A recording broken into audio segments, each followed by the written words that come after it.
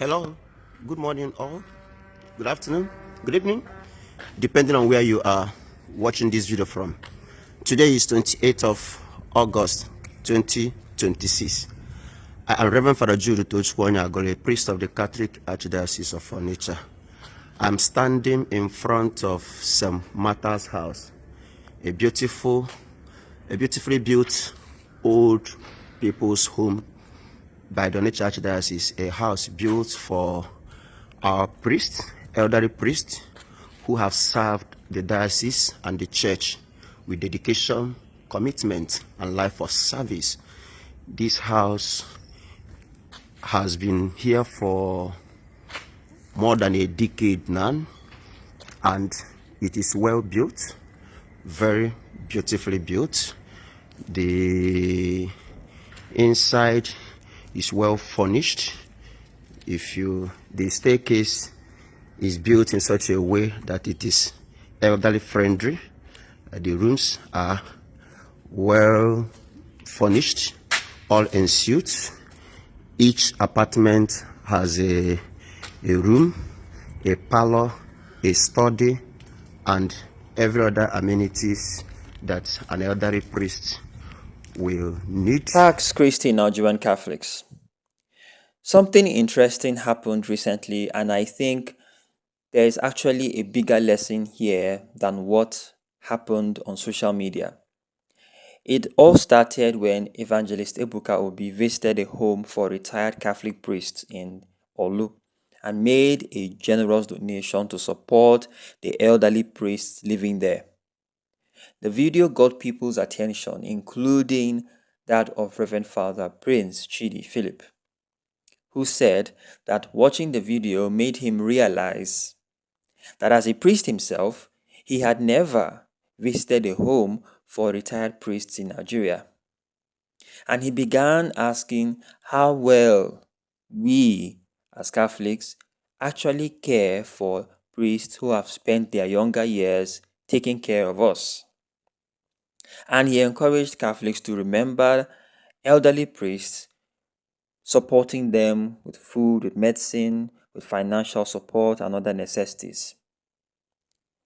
But in making his point, he also questioned whether dioceses across Nigeria are doing enough to provide proper care and facilities for their retired priests, which brought the whole discussion of the Archdiocese of Onitsha, because Father Prince Chidi Philip is a priest who hails from the Archdiocese of Onitsha.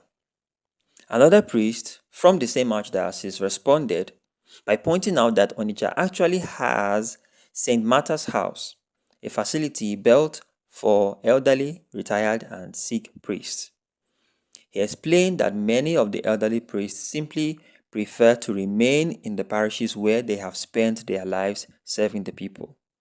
And quite honestly, this is where I personally think the whole conversation became a lot more interesting. I say interesting because the care of elderly priests, especially our brothers who have reached the canonical age of 75, or priests who, for one reason or the other, are not as strong as they used to be, should not necessarily mean putting every retired priest in one institution and expecting them all to live there. Some priests may prefer the companionship and environment of a retirement home, while others may want to remain in the parish where they served for decades.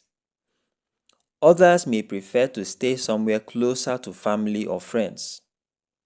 And honestly, I think there is something more humane about allowing the priest himself to have a say in where he wants to spend his later years, provided, of course, that he is properly cared for. And that is the lesson from everything that has happened. The question isn't, does a diocese have a retirement home?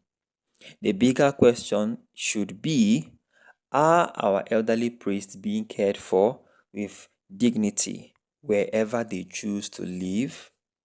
Do they have proper health care, food and comfortable accommodation? Do they have, and this is particular for me, the companionship of their brother priests, the companionship of former parishioners who they had served over the years? Because that is very, very important if these priests are to retire and live out their old age. Do they feel remembered and appreciated after giving decades of their lives to the church? Because the way we treat our most vulnerable members of the society, the way we treat our elderly priests today, also tells us what young priests can expect tomorrow. So, honestly, I'm quite thankful that we are having this conversation. We're having this conversation talking about how our elderly priests are taken care of, how they should be cared for, how they should not be forgotten. It's very, very important. If they have served the church, if they have given the better part of their lives, the glory days of their youth to serve in the church, it is only right that at their old age they are cared for. Because according to Mahatma Gandhi, the true measure of any society is how well it treats its most vulnerable members. Hope you have learned a thing or two from this. Thank you immensely for watching, and I'll talk to you soon. God bless you.